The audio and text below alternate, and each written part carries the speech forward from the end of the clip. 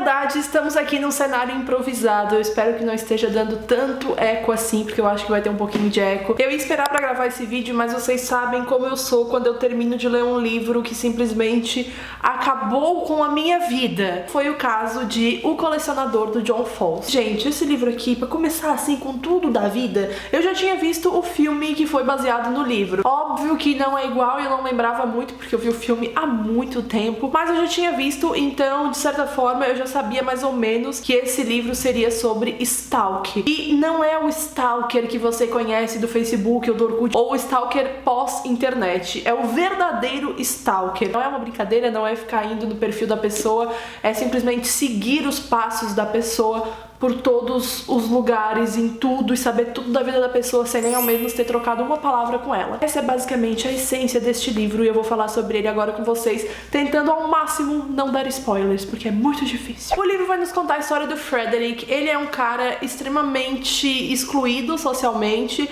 ele sempre foi assim, sofreu bullying na escola, não falava muito com as pessoas, não tinha aquele contato com ninguém, na verdade, ele não tinha amigos, e até hoje, que ele já cresceu, né, hoje ele é um adulto e funcionário público, ele não tem contato com ninguém, ele não tem amigos, ele só fala com a tia e a prima dele porque elas moram com ele. Mas é aquela coisa de trocar as mínimas palavras possíveis e é isso, é assim que ele vive a vida dele. Ele se considera um cara totalmente desanimado de tudo e a gente percebe na real, não ele se considerando isso, mas acompanhando o dia a dia dele, vendo a vida dele, a gente percebe que é uma vida completamente monótona, nada acontece, ele não tem entusiasmo com nada, somente quando ele está caçando borboletas. Ele é um colecionador de borboletas, por isso o título do livro. E esse é o único momento de paz que ele tem, quando ele caça as borboletas, quando ele define que espécie é. Inclusive fiquei sabendo de várias espécies de borboleta lendo esse livro, que eu nunca nem tinha ouvido na minha vida. E o fato dele ter essa vida completamente monótona, junta com outra coisa que acontece certo dia, que é quando ele estava no trabalho,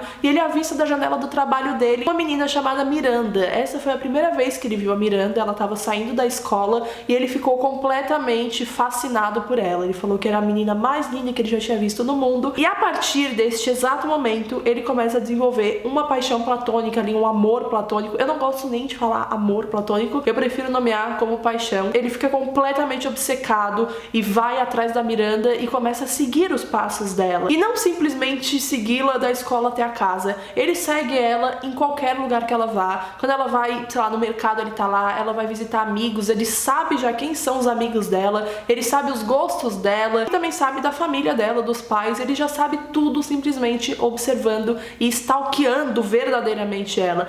Esse é o significado de stalker, uma pessoa que começa a desenvolver um sentimento por você e acaba não percebendo muitas vezes que está sendo completamente invasiva. Ou às vezes essa pessoa percebe, mas a paixão platônica que essa pessoa sente por quem está sendo stalkeado é muito maior do que esse momento de sobriedade, vamos dizer assim, em que ela percebe que está sendo invasiva. E essa que eu citei é realmente uma exceção da regra, porque na maioria das vezes os stalkers não percebem que eles estão sendo stalkers. Já sabendo então que o Frederick se torna um grande stalker da Miranda, a gente começa ali a conhecer um pouco mais da cabeça dele e em certo momento a gente sente muita pena, muita empatia por ele, porque ele é uma pessoa completamente sozinha e isso acaba aliviando essa solidão dele, e isso acaba deixando ele menos solitário, vamos dizer assim, porque ele só tinha a coleção de borboletas e a única coisa que ele se entusiasmou a fazer, além de colecionar borboletas, era stalkear a Miranda. Então, por mais que a gente saiba que ele tá fazendo uma coisa completamente invasiva e errada,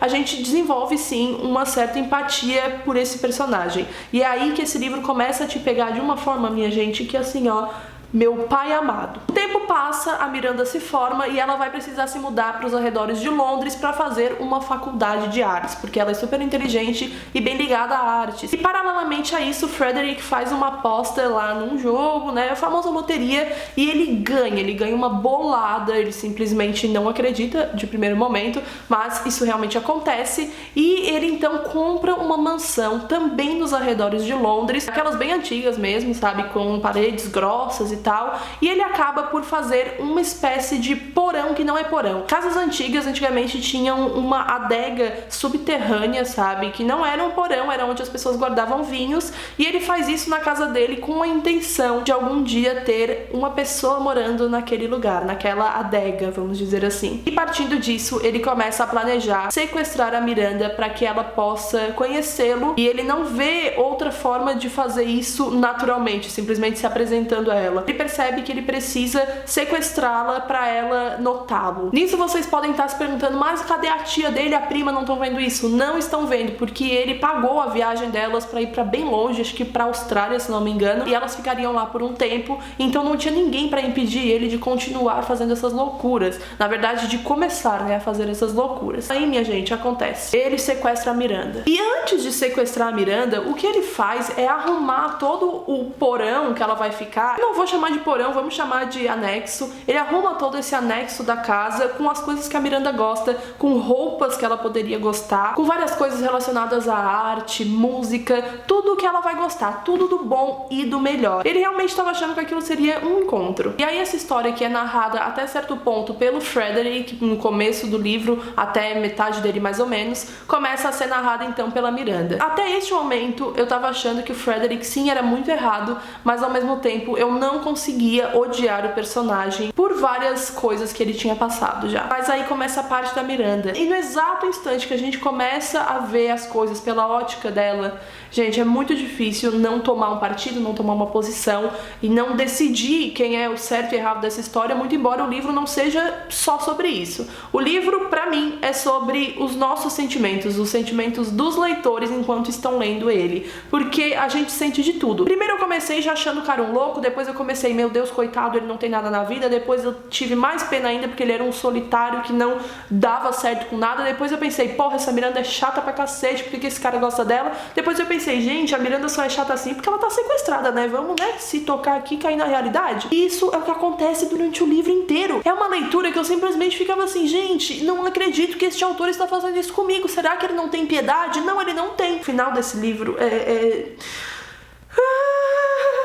Depois da narração da Miranda, da gente ver as coisas todas pela ótica dela, existem mais 2 capítulos, porque esse livro tem 4 capítulos, e cada capítulo é narrado por um ponto de vista, né? O primeiro capítulo é narrado pelo ponto de vista do Frederick, o segundo é narrado pelo ponto de vista da Miranda, o terceiro e o quarto eu não posso contar de quem é o ponto de vista, porque pode ser spoiler pra vocês. Mas esses capítulos são tipo assim, meu Deus, eu acho que vou morrer. Eu estou sentindo já a luz de Deus sobre minha pessoa. Porque esse é o tipo de leitura que a gente conhece, o ponto de vista da vítima e do criminoso, e a gente não quer acreditar. A gente não quer ter essa responsabilidade de ter que decidir quem que é a pessoa que mais nos agrada. E se a gente decidir que a pessoa que mais nos agrada é o personagem que é o criminoso? Como que vai ficar a nossa moral e os nossos bons costumes, hein? É mais ou menos por essa linha que a gente vai, e por isso que esse livro desgraça a nossa cabeça, a nossa vida, enquanto a gente está lendo ele. Ao mesmo tempo que ele também fala de saúde mental, ele fala de bullying, ele vai atingir o nosso psicológico em cada partezinha dele. Além dessa edição, né, como sempre, Darkside com edições maravilhosas, nada de novo sob o sol. Olha essa capa, olha o começo desse livro. Olha que coisa mais trabalhada, maravilhosa. Sendo sincera, essa é uma leitura que eu recomendo tanto, tanto, tanto pra vocês. Não só pra vocês saberem o verdadeiro significado de Stalker, que é o que está aqui nesse livro, mas também porque é uma aula de narrativa, sabe? A forma com que o autor tirou tudo isso da cabeça dele. A última vez que eu senti isso foi lendo Garota Exemplar, sabe? Que eu não acreditava que aquilo tinha saído da mente de uma pessoa só. Eu fiquei bem chocada com esse livro em vários momentos, assim. É uma escrita que te engrandece muito, e no geral é lógico que eu recomendo pra vocês. Como sempre, se vocês quiserem adquirir o livro,